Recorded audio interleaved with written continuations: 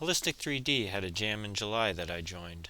The theme was well that wasn't supposed to happen, which gave me nothing to work with until I noticed a typo. My submission is called Dowser, or as I prefer, Dowser. The shaders broke in the WebGL version, so unfortunately it requires a download and a Windows PC. But if you can't be bothered with all that, here's the install process while I ramble on.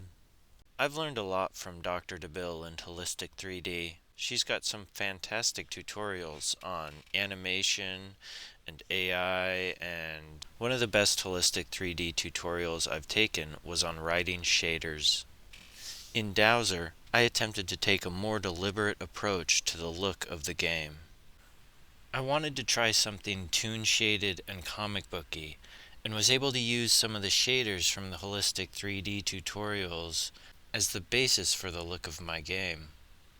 For most things in the game, I could use a multi-pass shader and do all that with a single mesh.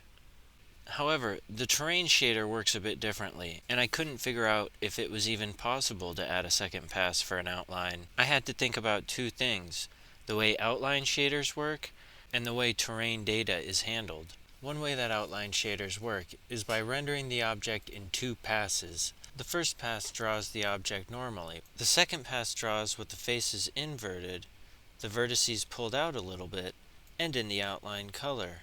When combined, these create an outline. In order to add the second pass to the terrain, the solution was to duplicate the terrain and dedicate that to drawing the outline. What made this work is that terrain data is shared between duplicate terrains. Any edits made to one terrain would carry over to the other, so I could continue editing the terrain without any added workflow. That's all well and good, you may think, but we're like 3 or 4 days into the jam and we haven't even discussed the game. My idea was to make a city builder from a particular perspective. You've been equipped with a dowsing stick and a pair of boots and have been sent down to a barren, unexplored planet to find water and start a colony. When the stick points toward the ground, it's said to indicate the presence of water. You then signal to the mothership, and they send down a well, which is a self-propelled drill that often misses. At this point in development, it can't even find the ground. It's important to remember to try to have fun while making games, and jams are a great time to try out things that you've wanted to do for a while, like replace the sun with a doofy sprite. For the next several days, I got totally caught up on the idea that you're on a planet small enough that your movements influence the position of the sun.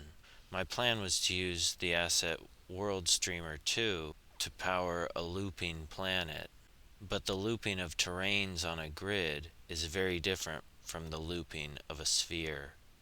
This is where I might go into an explanation of the trigonometry that allowed me to pull it off. But I didn't pull it off, and I scrapped the idea entirely. A basic day-night cycle would be good enough.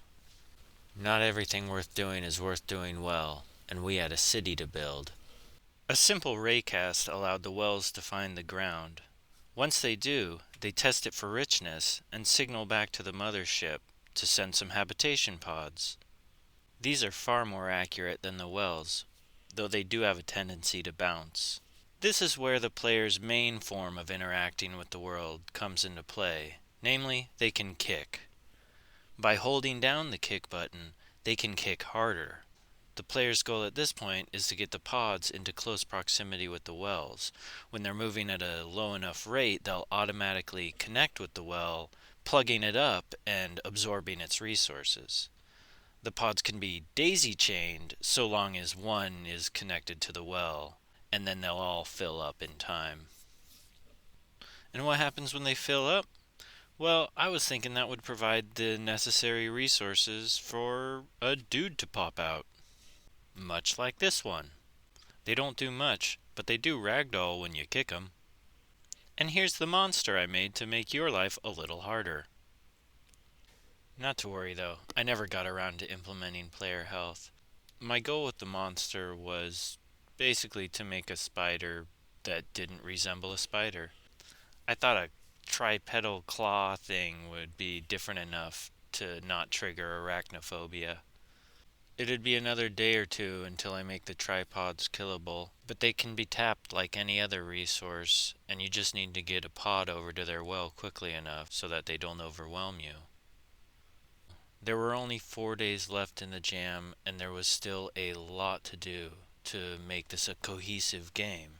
You may not have realized it, but I didn't have a cohesive idea when I started making this thing.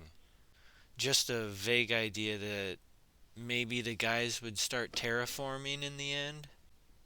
And I guess that's the thrill, to take some vague notions of an idea and see if you can come out the other end with a playable game.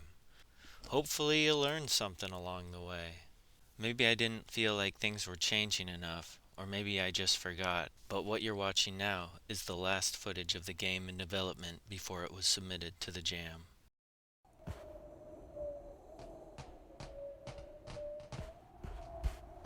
This is the final submitted game. You can tell by the unsculpted hands that it remains unfinished. Despite that, I still submitted it to the jam.